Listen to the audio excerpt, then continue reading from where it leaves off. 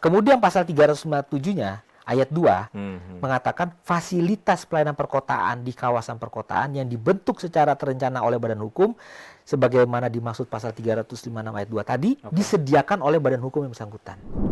Dalam putusan kasasi yang sudah ada penetapan dari Pengadilan Negeri Cibinong, ya, itu artinya sudah dilaksanakan putusan tadi kepada 3 orang. Apa putusannya itu? Ya, artinya kepada 3 orang ini dikabulkan kan begitu. Oh ya, tidak boleh dipungut biaya 3 orang ini. Nah, artinya tidak ada pembebanan biaya dari pengembang terhadap itu.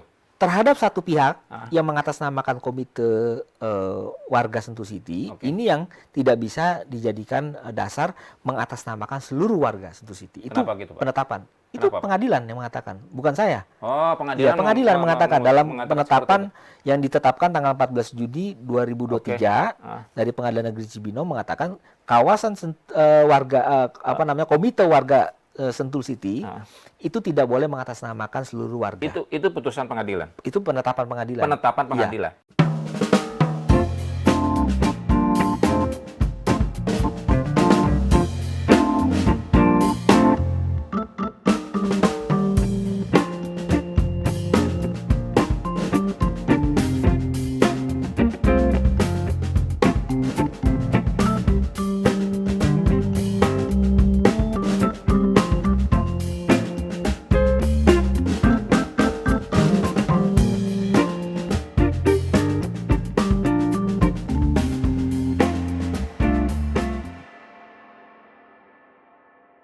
Halo Tribuners, jumpa lagi bersama saya Widi Henaldi dalam program Tribun Talks. Tribuners, pagi ini saya sudah bersama dengan pakar hukum tata negara Universitas Jayabaya, Dr. Muhammad Ruliandi SH MH. Selamat pagi Pak Ruli. Selamat pagi. Terima kasih sudah hadir di studio Tribun Bogor di tengah-tengah kesibukan nih sebagai dosen ya. Terima kasih sudah jauh-jauh dari Jakarta ke Bogor. Siap.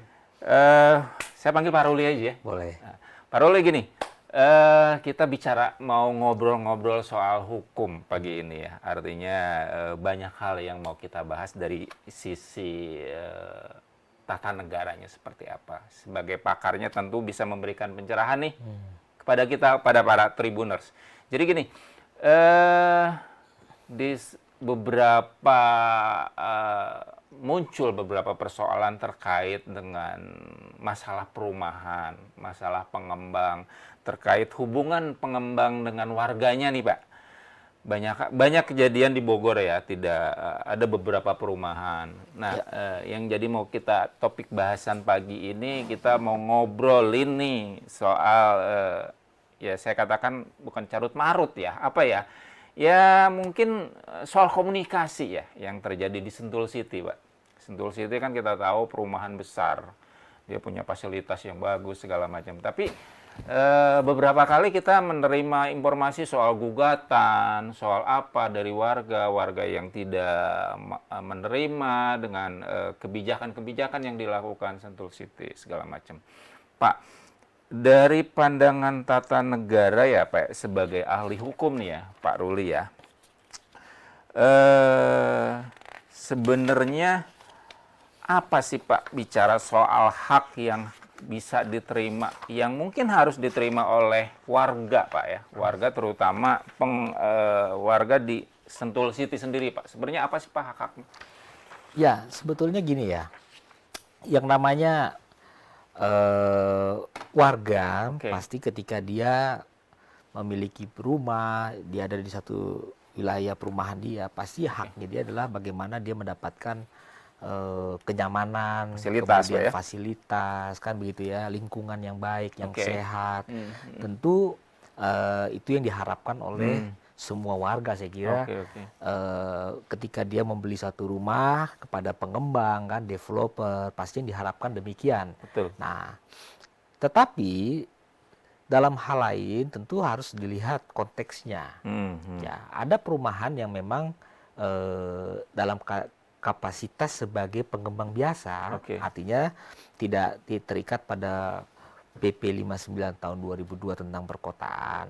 Dan ada perumahan pengembang ya yang memang dia itu masuk dalam kualifikasi PP 59 tahun 2022 tentang perkotaan. Nah, Oke. siapa pengembang atau badan hukum yang dimaksud? Yaitu badan hukum yang memang dia merencanakan satu kawasan perkotaan. Oke. Sehingga itu terbentuklah sebuah kawasan perkotaan yang terencana, yang diselenggarakan oleh badan hukum. Nah, tentu badan hukum ini dia harus punya site plan, master plan, dan sebagainya, sehingga perencanaan itu terukur, kan begitu ya, punya tahap demi tahap, kemudian itu menjadi satu kawasan perkotaan. Nah, ketika kawasan perkotaan itu diterapkan kepada penyelenggarannya oleh badan hukum, ya dalam hal ini adalah pengembang, ya developer, perumahan, maka Sentul City dalam hal ini tentu itu punya karakteristik yang berbeda terhadap kewenangan dan haknya sebuah badan hukum untuk menyelenggarakan pemeliharaan, kemudian pengoperasian, kan gitu, dalam rangka untuk kenyamanan warga penghuni dari Sentul City. Nah, sebentar, Sentul City berarti bisa menggunakan PP 59 2022 tentang perkotaan itu? Ya. Kenapa? Ya, karena memang itu masuk dalam klasifikasi kawasan perkotaan yang terencana. Seperti apa kawasan perkotaan terencana itu? Kawasan perkotaan terencana itu artinya Sentul City punya master plan, punya site plan, ya. Kemudian akhirnya dibangunlah tata kota di kawasan Sentul City yang tidak hanya itu berkaitan dengan hunian, ya, rumah, pemukiman, tetapi juga ada kawasan yang berbasis bisnis, perniagaan, kawasan komersial, sehingga itu membentuk sebagai corak kawasan perkotaan. Ya, kalau kita lihat, ya memang ada mall di sana kan, kemudian ada sarana rumah sakit, ya, kemudian ada hotel, belum lagi ada sarana-sarana prasarana umum lainnya, ya, yang itu mungkin tidak dimiliki oleh perumahan-perumahan lain, ya, sehingga karakteristik dari pengembang badan usaha dalam hal ini Sentul City ya telah memenuhi syarat sebagai kawasan perkotaan yang terencana. Nah, itu konsekuensi dari PP 59 2022 sehingga Sentul City diberikan hak untuk mengelola. Silakan kelola menyelenggarakan pemeliharaan Sentul City, kan begitu, sebagai satu kawasan. Nah, bisa membuat menetapkan tarif. Tarif pemeliharaan, pengoperasian. Nah, bagaimana penyediaan fasilitas sarana prasarana utilitas yang ada di kawasan Sentul City. Nah, mengapa ini bisa terjadi kepada Sentul City? Filosofinya adalah Undang-Undang Pemerintahan Daerah. Peraturan daerah. Undang-Undang Pemerintahan Daerah nomor 23 tahun 2014 sebagai induk dari norma yang diatur dalam peraturan pelaksana peraturan pemerintah nomor 59 tahun 2022 tentang perkotaan. Yang baru keluar itu. Yang baru keluar itu. Sebenarnya itu mengatakan sebetulnya undang-undang peraturan pemerintah daerah. Ya. Sebelumnya adalah tetap itu peraturan pelaksananya harus dibentuk dalam PP. Ya, karena setiap undang-undang pemerintahan daerah itu ya sebelum diperbaiki dengan Undang-Undang 23 2014 ya bahkan sejak awal 30 2004 ya. Undang-Undang Pemerintahan Daerah tahun 2004. Itu juga sudah ada pengaturan mengenai kawasan perkotaan. Nah, kawasan perkotaan coraknya seperti apa, kemudian kabupaten, dan itu akan diatur lebih lanjut dalam peraturan pelaksana. Nah, artinya meskipun peraturan pemerintahan daerahnya itu diubah sehingga terakhir dengan pemerintahan daerah 23 2014 yang kemudian baru dibuat peraturan pelaksananya 2022 dengan PP 59, tapi substansi itu tidak berubah. Gitu ya. Artinya bahwa corak kawasan perkotaan itu sudah ada dalam konsep Undang-Undang Pemerintahan Daerah. Karena itu merupakan daerah yang sebelumnya sudah ada. Sudah ada, dan itu memang sebetulnya adalah bagian dari kewenangan daerah untuk mengatur. Yang diserahkan kepada kepala daerah, kan? Nah, untuk mengatur, mengurus, menyelenggarakan pengelolaan tata kota yang ada di kawasan daerah otonomnya. Nah, itu filosofinya. Awalnya. Tetapi jangan lupa bahwa Undang-Undang Pemerintahan Daerah itu tidak hanya memberikan satu pendelegasian kewenangan kepada pemerintah daerah untuk mengelola, menyelenggarakan sesuai dengan standar pelayanan perkotaan, tidak. Tapi harus ada satu bagaimana cara pengoperasian ya pelayanan perkotaan itu yang diselenggarakan oleh badan hukum. Itu adalah amanah dari Undang-Undang 23 2014. Supaya bagaimana ada standar lainnya yang jenisnya adalah untuk mengoperasikan kawasan tadi yang diselenggarakan oleh badan hukum. Ya, kalau dalam hal ini adalah Sentul City. Ya, ini contohnya Sentul City. Ya. Nah, sehingga itu harus kita lihat sebagai pemahaman filosofis kenapa PP 59 itu merupakan implementasi dari penjabaran Undang-Undang Pemda. Oke. Jadi tidak hanya berhenti bahwa pemerintah itu punya kewenangan mengatur aja, mengurus ya, sehingga kita masyarakat bisa mengatakan, oh itu urusan pemerintah, ya kan? Kita semua serahkan kepada pemerintah untuk menyediakan semua fasilitas. Tidak, dalam konteks yang lebih spesifik, Undang-Undang Pemerintahan Daerah juga mengamanatkan bagaimana dengan pelayanan yang diselenggarakan oleh badan hukum, yang memang dia sudah memenuhi syarat sebagai badan hukum yang menyelenggarakan kawasan perkotaan yang terencana. Nah, ini yang harus kita garis bawahi. Sebentar, menarik ini. Ada 2 peraturan. Ya. Peraturan pemerintah daerah Ya. dan PP 59. Ya. Artinya itu boleh digunakan dua-duanya atau salah satunya? Ya, dua-duanya boleh. Tapi kan turunan yang lebih tinggi adalah PP. PP 59 adalah penjabaran 2002. terhadap undang-undang. Undang-undang pemerintahan daerah. Betul, sehingga kalau kita bicara di kawasan Kabupaten Bogor, tentunya adalah peraturan kepala daerahnya adalah peraturan kepala daerah Bupati Bogor tentang nomor 113 tahun 2021 tentang penyediaan, penyerahan dan pemanfaatan PSU, perumahan dan permukiman. Tapi substansi dari peraturan kepala daerah itu tetap bisa memberikan satu penyelenggaraan kepada badan hukum karena tidak bertentangan dengan peraturan yang lebih tinggi, kan begitu. Nah, ini soal prinsip dasar bahwa pengaturan pendelegasian kewenangan dari pemerintah kepada badan hukum itu ada pengaturan hukumnya, tidak bertentangan dengan undang-undang. Nah, sehingga PP 59 tahun 2022 ini yang kemudian itu dalam implementasinya itu dilaksanakan melalui proses namanya pengikatan perjanjian jual beli. Jadi kalau ada orang yang mau tinggal di wilayah pemukiman kawasan Sentul City, otomatis dong dia harus punya kesepakatan dengan developer. Ketika dia mau beli rumah itu, maka ada seperti itu, Pak? Ya, itu adalah perjanjian pengikatan jual beli itu kan asas kebebasan berkontrak. Ya, artinya antara si dalam pembeli dengan si penjual. Dalam ini pengembang. Betul, karena kalau kita memperhatikan konsideran peraturan kepala daerah Bupati Kabupaten Bogor ya nomor 113 tahun 2021 tadi ya tentang penyediaan pemanfaatan prasarana perumahan dan pemukiman tadi itu ada konsiderasi yang merujuk pada Undang-Undang Agraria. Dimensi Undang-Undang Agraria, kalau kita perhatikan, salah satu fungsinya adalah bagaimana mengatur hubungan hukum antara orang perorangan dengan badan hukum. Badan hukum. Ya, kalau kita bicara dalam hari hal ini badan hukum itu ada bisa terjadi Sentul City. Sentul City misalkan. Ketika ada orang mau beli tanah, maka Undang-Undang Agraria diterapkan, ya kan?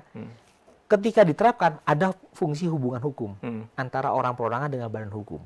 Ketika peralihan hak itu belum terjadi dengan melalui akte jual beli, ya kan? Karena ini prosesnya jual beli lahan, beli rumah di kawasan Sentul City, maka orang yang mau beli itu Anda bersepakat nggak? Harus tunduk kepada itu. Ya, kami developer perumahan, kami jelaskan dulu kawasan ini adalah misalnya adalah coraknya kawasan perkotaan yang terencana. Sehingga ada tata tertib yang kami buat untuk semua warga disepakati dan itu menjadi kewajiban yang mesti dilaksanakan oleh warga. Ya, itu adalah klausul-klausul salah satu yang harus disepakati oleh warga. Nah, ketika warga mengatakan, oke, saya bersedia tinggal di sini, saya bikin perjanjian pengikatan jual beli, tunduk pada tata tertib yang ada, maka disitulah tata tertib menetapkan biaya-biaya pemeliharaan dan perbaikan lingkungan atau yang disebut dengan BPPL. Nah, ini BPL bukan semata-mata timbul dari tata tertib yang dibuat oleh Sentul City, tapi berdasarkan PP 59 tahun 2022 tadi itu juga diperkenankan bahwa PP 59 2022 pasal 55 ya ini merupakan implementasi yang yang mengatakan dalam pengoperasian sebagai dimaksud ayat 1 badan hukum bisa menetapkan tarif layanan. Itu pasal 55 PP 59 tahun 2022. Ya dengan demikian akan dituangkan dalam tata tertib supaya terjadi pengikatan, timbul hak dan kewajiban antara warga dengan pengembang developer itu sudah ada kesepakatan dan harus dilaksanakan oleh kedua belah pihak, ya kan? Ketika warga melaksanakan kewajibannya membayar biaya, maka dia punya hak untuk mendapatkan fasilitas tadi. Salah satunya misalnya bagaimana pengangkutan sampah, salah satunya bagaimana penyediaan air bersih, kemudian penataan lingkungan, ya kan, Jalan. kalau ada lampu penerangan jalan yang PJU. tiba-tiba PJU-nya mati, siapa yang bertanggung jawab? Keamanan. Itu keamanan segala macam itu menjadi tanggung jawab dari developer. Oke. Nah, yang demikian ini merupakan implementasi dari pengikatan perjanjian jual beli yang lahir dari adanya PP 59 2022. Tapi sebentar Pak Ruli, Ya. PP itu kan baru muncul setahun yang lalu. Ya, Artinya berarti sebelumnya kan bisa jadi mungkin ya Sentul City menggunakan peraturan pemerintah daerah ya. tentang perkotaan. PP ini baru berlaku kan 2022 ya, kemarin keluarnya PP 59 2022. Ini sebenarnya bisa dikatakan bahwa ini berlaku surut nggak ke belakang? Begini, kalau kita baca undang-undang pemerintahan daerah, Oke. itu juga sudah diatur Hmm. bahwa kawasan terencana, perkotaan terencana itu dia bisa diselenggarakan oleh badan hukum. Itu sudah ada dalam undang Pemda. Jadi bukan berarti bahwa peraturan turunannya itu hanya merujuk pada Perda saja pada saat itu, tapi di undang-undangnya sudah ada.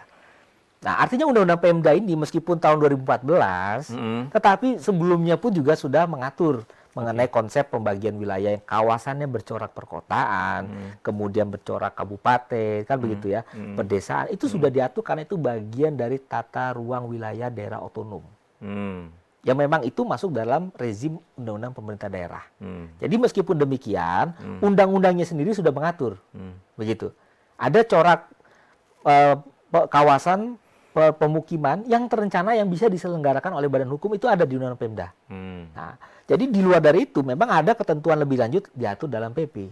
Itu hanya peraturan teknis saja sebetulnya. Oke. Ya, meskipun pada hari ini sebenarnya adalah penguatan. Yeah. Penguatan berbasis ketentuan hukum yang bersumber dari undang-undang.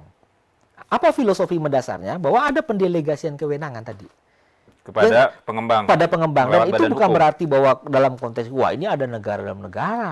Ini Tidak bukan seperti berarti itu ya? privatisasi, tidak. Tidak seperti itu. Ya bayangkan coba terjadi juga ini di dalam perumahan-perumahan lain ya. Artinya pengembang lain yang ada dalam konteks yang sama, yaitu permukiman yang berdasarkan pada kawasan terencana perkotaan. Contoh misalnya kita lihat di Sumarekon, mungkin Oke. sama juga seperti itu kan. Itu. Kemudian juga bisa kita lihat di BSD, BSD. dan kemudian Bintaro, itu punya tata kelola manajemen sendiri. Nah, Sentul City pun juga menerapkan berdasarkan aturan hukum yang sama. Sehingga menurut saya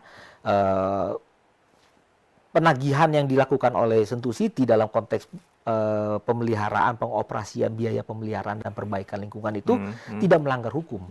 Begitu.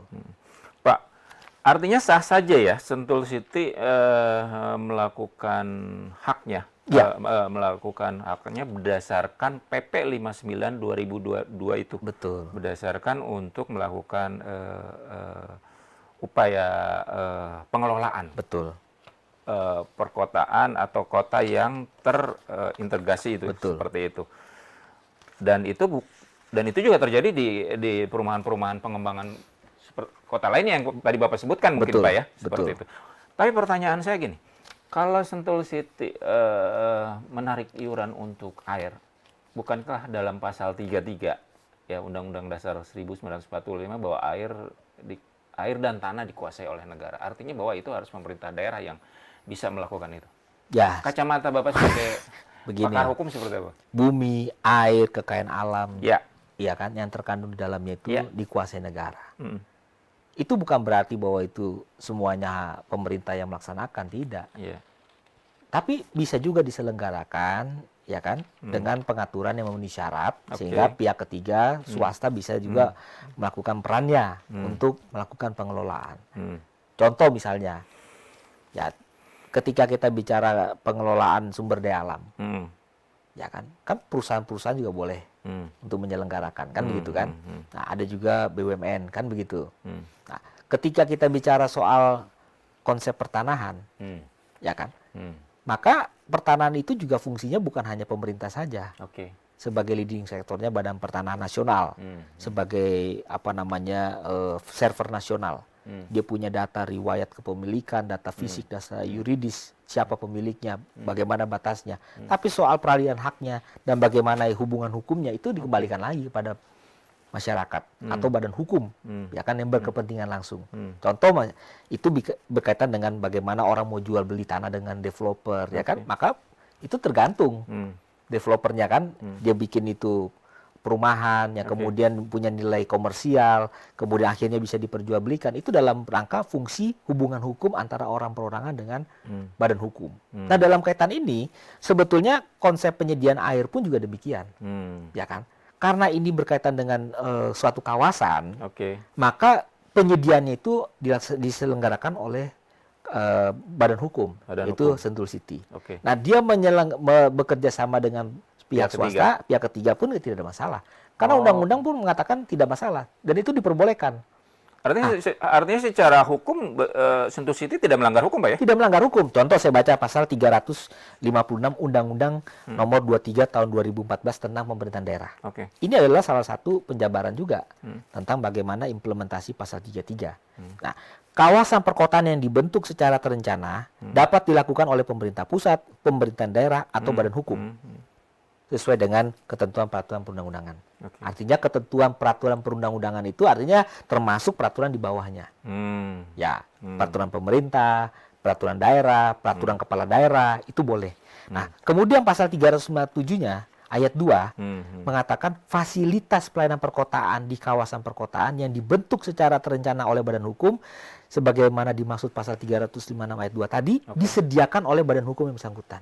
Oleh badan hukum yang bersangkutan itu berarti oleh Sentul City. Jadi kalau kita bicara fasilitas, hari ini adalah konteksnya tentang penyediaan air minum, itu fasilitas. Maka itu diselenggarakan oleh Sentul City. Nah, itu adalah pemaknaan bagaimana implementasi terhadap pasal 33 yang berkaitan dengan tadinya itu adalah kewenangan mengatur kewenangan publik, bahwa fungsi pemerintah itu adalah membuat kebijakan, Beledsdat, kemudian fungsi pengaturan, Regelensdat, kemudian fungsi pengurusan, Bestuursdat, kemudian fungsi pengelolaan, Beheersdat, kemudian fungsi pengawasan, Belanda semua, Pak? Itu 5 fungsi, ya. Bahasa Belanda pemerintah. Belanda juga. Nah, itu bahasa Belandanya. Artinya kebijakan, pengaturan, pengelolaan, pengurusan, pengawasan, memang pada prinsipnya itu punya pemerintah. Tapi itu bisa diselenggarakan kepada pihak ketiga, swasta. Tapi kan itu peninggalan kolonial, Pak? Itu Undang-Undang Dasar 45, Pak. Oh, gitu. Iya, konstitusi kita. Ya, oleh karena itu sekarang kalau kita lihat, kenapa ada bisa swasta mengelola sumber daya alam, ya kan? Itu karena prinsip dasarnya adalah diperbolehkan. Ketika aturan hukumnya mengatakan bisa diperbolehkan. Nah, pemerintah membuat kerangka hukum yang kemudian mengatur boleh atau tidak boleh. Nah, kita bicara kerangka hukumnya. Undang-Undang Pemerintahan Daerah nomor 23 tahun 2014 mengatakan fasilitas diselenggarakan oleh badan hukum. Yang dikelola oleh yang dikelola hari ini oleh Sentul City yang bekerja sama dengan pihak ketiga. Itu artinya boleh dong. Artinya mengacu kepada PP 59 2022 sah Sentul City melakukan itu. Tapi mengapa warga bisa melakukan gugatan? Nah, itu kembali lagi sudut pandang warga ya. Tapi kalau secara hukum, kita harus akui bahwa dimensi publik yang ada dalam pengelolaan kawasan perkotaan yang itu terbentuk secara terencana, itu didelegasikan dari pemerintah daerah kepada badan hukum. Ya, dari pemerintah pusat yang menerbitkan peraturan pelaksana yang kemudian itu dilaksanakan oleh peraturan daerah, peraturan pemerintahan daerah yang peraturan kepala daerahnya memungkinkan itu diselenggarakan oleh badan hukum. Begitu. Bahkan dari beberapa gugatan yang dilakukan warga sudah mencapai tingkat kasasi dan itu dimenangkan oleh warga. Itu bagaimana putusan hukum itu mengacu kepada PP 59 2000? Apakah tidak tumpang tindih? Ya, begini. Hari ini PP itu berlaku. Itu adalah pelaksanaan untuk Undang-Undang Pemerintahan Daerah. Jadi kalau kita melihat hubungannya antara PP dengan Undang-Undang Pemerintahan Daerah, sebetulnya sudah bukan ranahnya pemerintah daerah, tapi sudah diselenggarakan secara khusus ya. Dalam klausul tadi adalah kepada badan hukum. Karena ini kita bicara kawasan Sentul City.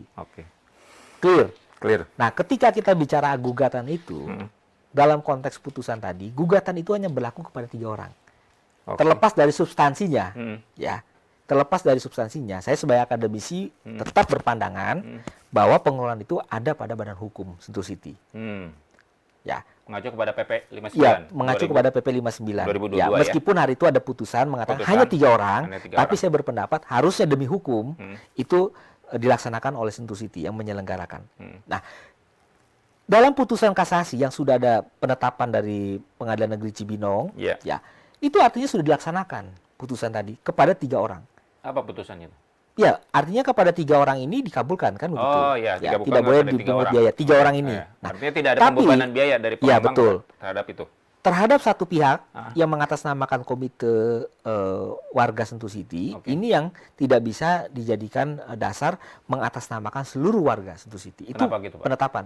Itu Kenapa, Pak? pengadilan yang mengatakan, bukan saya. Oh, Ya, pengadilan. pengadilan mengatakan dalam mengatakan penetapan seperti yang ditetapkan tanggal 14 Juni 2023 dari Pengadilan Negeri Cibinong mengatakan kawasan komite warga Sentul City itu tidak boleh mengatasnamakan seluruh warga. Itu putusan pengadilan. Itu penetapan pengadilan. Penetapan pengadilan. Dari kacamata Bapak itu kenapa pengadilan tidak bisa memenuhi tuntutan dari komite itu?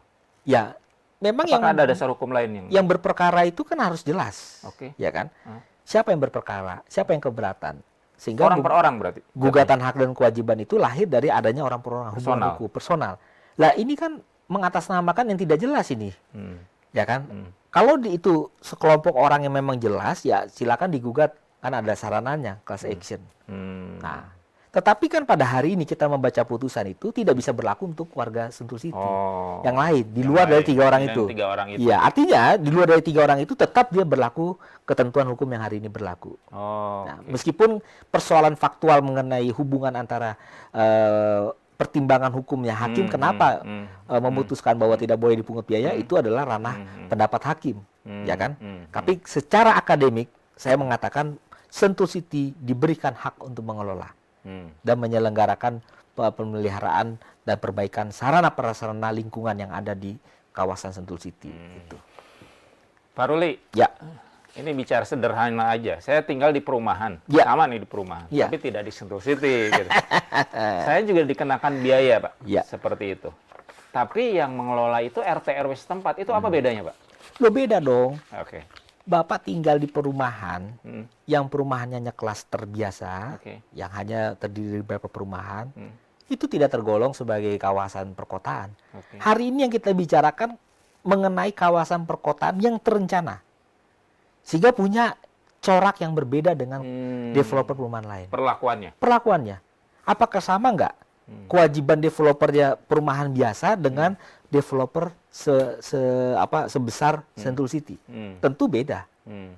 Sentul City punya kewajiban untuk menata daerahnya. Dibangunlah mall dengan biaya yang ditanggung sendiri kan. Kemudian sarana prasarana dikelola sendiri dengan biaya sendiri oleh badan hukumnya dia. Sedangkan developer perumahan tidak ada kewajiban untuk bangun puskesmas di perumahan itu kan, meskipun isinya perumahannya 30 unit rumah. Tapi sepanjang itu tidak masuk dalam kawasan pemukiman, kawasan perkotaan yang terencana, dia tidak punya kewajiban, Pak, untuk menata kawasan kota tadi kan. Artinya ya standar saja, mungkin sarananya ya taman bermain ya, kalau ada kolam renang, fasilitas umum lah ya, ya memang yang ya fasum-fasos atau tambahan yang tidak ada seperti master plan dalam bentuk corak perkotaan tadi. Sehingga itu membedakan antara kawasan perkotaan yang terencana dalam Sentul City developernya dengan developer biasa. Gitu. Ada kewajiban yang berbeda sehingga juga otomatis. Mungkin salah satunya perbedaannya kan dari luasan, Pak. Ya, luas lahan yang dimiliki. Otomatis loh, karena jumlahnya ribuan hektar kan. Ya, sehingga dia punya master plan. Bagaimana ke depan dia menata kawasan tersebut. Gitu. Dan ketika anggaplah saya mau tinggal di Sentul City, artinya di awal sudah ada perjanjian yang memang dilakukan antara pembeli dan pengembang itu. Betul. Terkait dengan hak dan kewajibannya. Betul. Karena tadi di awal saya sampaikan, ketika orang perorangan itu mau membeli rumah di kawasan Sentul City, dia harus menandatangani surat perjanjian pengikatan jual beli atau yang dikenal PPJB. Itu tandanya dia sepakat. Sentul City pasti punya tata tertib, ya kan? Bagaimana tata tertib penghunian untuk warganya di sana. Salah satu klausulnya adalah wajib bersedia untuk membayar biaya pemeliharaan dan perbaikan lingkungan atau BPPL. Nah, ketika disepakati itu mengikat. Nah, karena itu terjadi sebelum jual beli, akte jual beli. Sebelum terjadi akte jual beli, maka ada kesepakatan. Kalau Anda mau beli, sebelum kita sepakati, jual beli, sepakat ya. Kalau mau tinggal sini ada aturannya seperti ini. Ketika ditandatangani di awal perjanjian itu maka mengikat sebetulnya. Itu dari sudut pandang hubungan hukum antara badan warga dengan Sentul City. Pasti itu ada Pak ya? Perjanjian Pasti ada, seperti itu? iya. Pasti ada. Karena itu bicara kesepakatan yang harus ditandatangani antara calon pembeli, ya kan, dan developer. Sebelum terjadinya jual beli tadi, akte jual beli, ya. Sehingga pada saat itu berjalan, ya harusnya konsekuensinya dia tunduk sebagai para pihak itu tunduk pada PPJB tadi. Karena terutama adalah kewajiban warga untuk mematuhi semua tata tertib yang ada. Jadi tidak bisa lagi kalau kita lihat misalnya daerah yang di luar developer perkotaan, kawasan perkotaan ya, artinya developer biasa, atau kita beli rumah katakanlah di wilayah yang bukan daerah perumahan, ya, bukan daerah komplek lah ya. Nah, itu kan otomatis mau tidak mau kita harus menyediakan sendiri atau kita berkoordinasi dengan lingkungan setempat kan. Pak Ruli tinggal di klaster. Ya, saya tinggal di klaster. Itu juga ada iuran seperti itu? Ada iuran Pak. Itu yang mengelola dari pengembang? Apa dari warga setempat, RT RW? Karena ini kan developer yang tidak spesifik sebagai developer pemukiman kawasan perkotaan. Jadi sifatnya ya developer biasa. Tapi tetap ada biaya. Biaya lingkungan, biaya kebersihan. Dan itu kami tidak keberatan karena di dalam komplek-komplek sebelah ya tetangga kita ya sama juga demikian. Artinya memang itu wajar untuk biaya perbaikan, untuk biaya pemeliharaan fasum ya. Nah, itu dibebankan kepada warga. Gitu, termasuk sebenarnya kebersihan. Itu bukan hal normal saja sebenarnya. Ya, sebenarnya. Iya, betul. Apa mungkin gini Pak, kalau saya sebagai warga Sentul City karena saya sudah merasa beli rumah di situ kan mahal Pak. Mahal-mahal ya, anggaplah seperti itu ya, kawasan perkotaan yang terencana. Mungkin berpikir, ngapain lagi saya harus bayar juga untuk sampah segala macam. Mungkin loh ya, apa bisa seperti itu? Ya nggak bisa, makanya pengikatan perjanjian jual beli itu menjadi rujukan para pihak. Ketika sepakat sebelum beli rumah loh, ya sebelum terjadi akte jual beli, maka sepakat dulu, ya kan? Bagaimana? Tunduk nggak dengan tata tertib yang ada? Karena developer punya aturan, yang dia itu memang membuat aturan karena demi hukum peraturan perundang-undangan memberikan pendelegasian hak kepada developer untuk mengatur tadi, menyelenggarakan sarana prasarana, utilitas dan pemanfaatan fasilitas yang ada di sana. Pak Ruli, kembali kepada aturan BPPL yang dilakukan oleh Sentul City ya, kita contoh Sentul City terhadap warga, berarti itu sah? Sah ya, berdasarkan PP 59 ya, pasal 55. Tapi bahwa terlepas ada penolakan, itu juga sah warga untuk melakukan. Silakan aja, itu kan hak warga. Hak warga. Untuk menyatakan sikapnya, keberatan silakan. Tapi dari aspek hukumnya clear. Artinya tindakan dari Sentul City itu bukan tindakan perbuatan melawan hukum. Karena hukumnya ada Pak. Hukumnya ada. Itu dari perspektif akademis ya. Dasar hukumnya ada. Bukan tanpa dasar hukum, jelas dasar hukumnya. Dan itu harus tetap diselenggarakan oleh Sentul City sebagai pengelola tunggal, penyelenggaraan tunggal. Jadi itu merupakan karakteristik implikasi sebagai kawasan permukiman perkotaan yang terencana dan diselenggarakan oleh badan hukum. Itu ada aturan hukumnya. Dan di level undang-undang. Artinya peraturan pelaksana itu harus semuanya tidak boleh bertentangan dengan peraturan yang lebih tinggi. Ya. Peraturan pemerintah. Betul. Baik. Terima kasih Pak Ruli. Sama-sama. Cukup mencerahkan ya. Mudah-mudahan juga ini bisa menjadi pencerahan buat para warga dan para pengembang lain ya. Yang memang dia memiliki konsep pengembangan perkotaan terencana. Iya. Yang dilakukan Sentul City. Baik Tribuners, menarik sekali dengan Pak Ruli Yandi, pakar hukum tata negara dosen Universitas Jayabaya. Kita tadi mendapatkan insight ya Pak ya. Iya. Mungkin ini juga bisa jadi masukan buat kita sebagai warga, bagaimana kita memahami soal hukum, memahami soal fakta hukum terkait dengan apa yang dilakukan pengembang. Ya. Terima kasih. Baik, Tribuner, itu perbincangan singkat saya dengan Bapak Dr. Ruli Yandi, Muhammad Ruli Yandi, pakar hukum tata negara, dosen Universitas Jayabaya. Terima kasih atas waktunya. Nanti kita ngobrol di lain kesempatan dengan topik yang lebih menarik. Terima kasih. Tribuner. Selamat pagi.